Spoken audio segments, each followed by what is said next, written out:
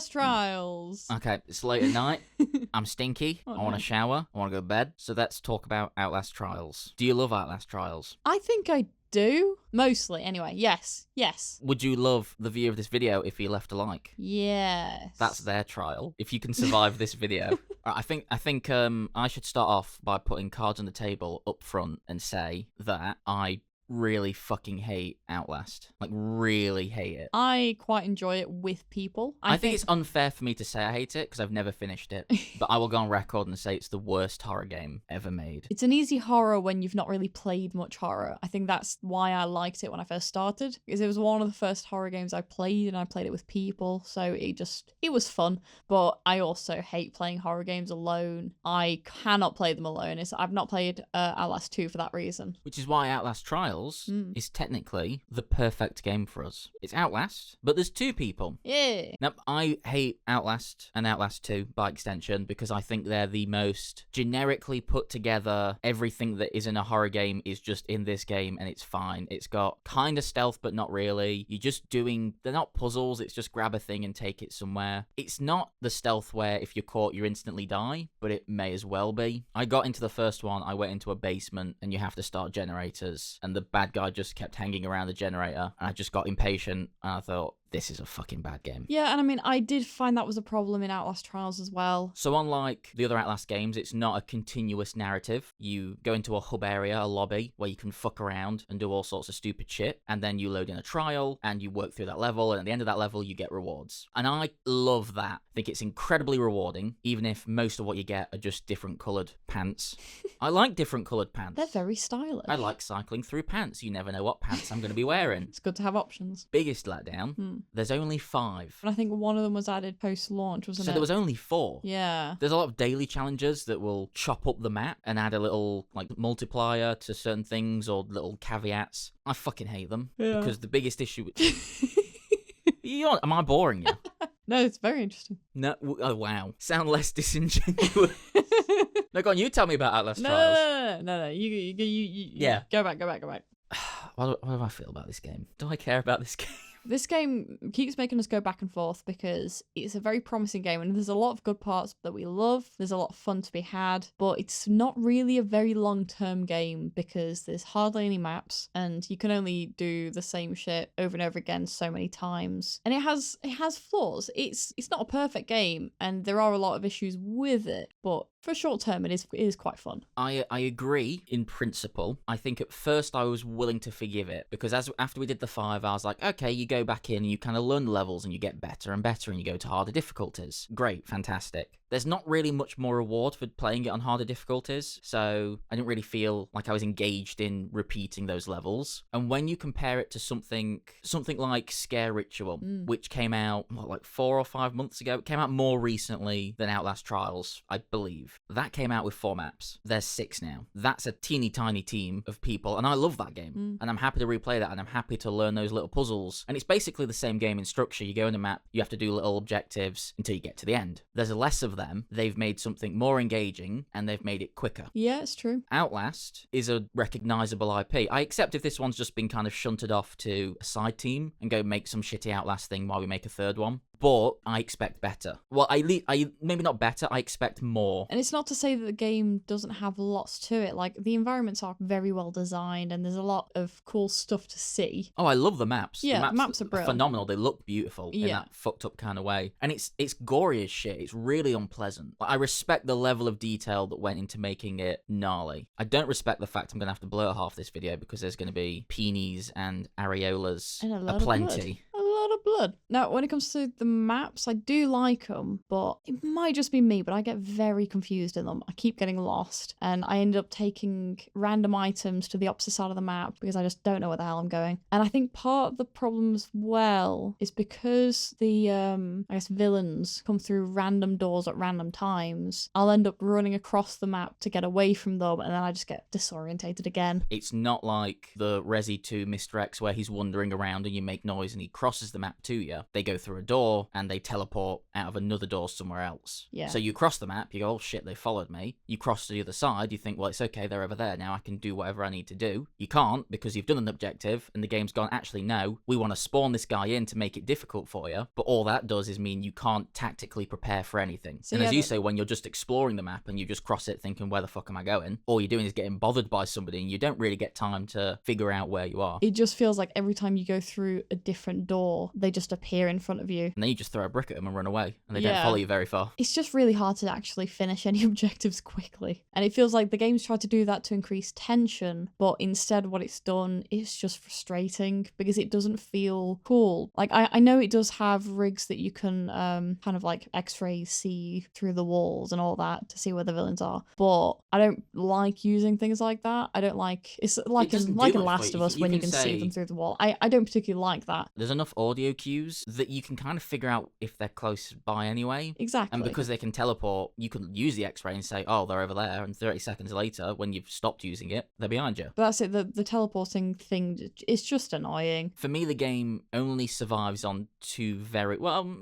three very important aspects. First one we said earlier is it's rewarding. I like getting things, I like unlocking things. I think the visual design is great. It's nice to see a horror game that is horrible to look at. Yeah. There's some really disturbing shit in here. The TikTok version of this is not happening. YouTube are very forgiving. TikTok's going to take one frame of this and think, fuck off, you banned. And the third one is, I think it's co-op. Yeah. The end of the game, the start and the end, have solo sections that you cannot play with other people. Bored as shit. The last trial, it should have just been an extra map. It's got a lot to it, but it would have been more fun played like the whole game was. And there's no reason to lock it off in No, solo. just makes it less It's not fun. even that creative. It doesn't really add anything. It kind of just throws everything you've done and it's like, okay, do all this. Which is like, that's fine. But it could have been another map instead that you could have played with people. Because I say, I hate playing horror games alone because I don't like horror games alone. It stresses me. But with people, I have a lot of fun. That's where the game works, because we play very differently, and it's funny to see how that works out. You are much more cautious and patient. I, as we know, because I hate Outlast 1, have zero patience with this sort of shit. Slam through every door. Yeah, if there's a door, I'm going through it. If it's locked, I don't care. I'm going through it. Oh, do I reserve this brick or... No, throw it at the fucker, right? It said 45-minute average time. I'm not spending a second longer. Except for when we do 15-minute missions in an hour and a half. Well, that's another pain in the arse. You get the daily or the weekly ones, and they're supposed to be these quicker experiences where they lock off a small bit of the map. But sometimes the objective is just so stupidly hidden, and it keeps, because they're smaller sections of the map, the enemies don't have as far to travel, so they're consistently on top of you every time you try and do the objective, which means you can't look around, which means you end up spending an hour and a half. That was the one that made us really notice how often they just respawn in front of you, because we kept trying to lure them out so the other person could do the objective, and they'd very quickly disappear into a door and respawn back to where we were, and it was just frustrating. But actually, that brings me to another point. The latest villain, I forget his name, but he's the guy with the shotgun. Baby Shotgun Man. The milky shotgun man. He's a fine villain. He's a fine villain. But the problem with him is he feels very glitchy. And I don't know what the problem is exactly, but there's been a lot of times where he's shot us through walls, he's shot us in angles that he shouldn't have, and even after throwing a brick at him, we'll get shot with a shotgun twice, even when he's doing a stun animation. So it seems like there's something kind of faulty there. That might speak to the fact that he's been added post-launch. Yeah. Maybe they had to rush him out, or maybe they didn't give a shit to put the effort in. Well, that's it. He's the most recent, so it's kind of understandable. And the game is it's pretty stable, to be honest. Never glitched out of a game. No. It's never lagged out. It's whenever an enemy connects with you, sometimes the game can struggle to understand where you're supposed to be. Yeah. There are times where I've been hit in the back, I've ran away, I've looked behind me, the villain isn't anywhere near me, and then all of a sudden I get hit again. Which, again, in this kind of game, it's just like, when you're repeating the same stuff, when you're struggling to find what you're supposed to do, and then that happens, makes me want to fucking break it. But I can't, because I own it digitally. That is true. Buy a physical copy just so we can snap it. I don't know if they made them, but if they did, I would.